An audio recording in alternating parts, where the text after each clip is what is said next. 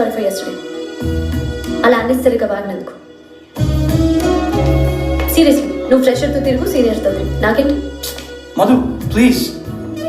నువ్వు తాగు, తందనలాడు, అది నీ ఇష్టం, నాకెందుకు? నేనేంటి? మధు ఎందుకు అలా చెత్త మాటలు మాట్లాడతావు? నేను తాగుతాను, నేను తిరుగుతాను, నీకు తెలీదా?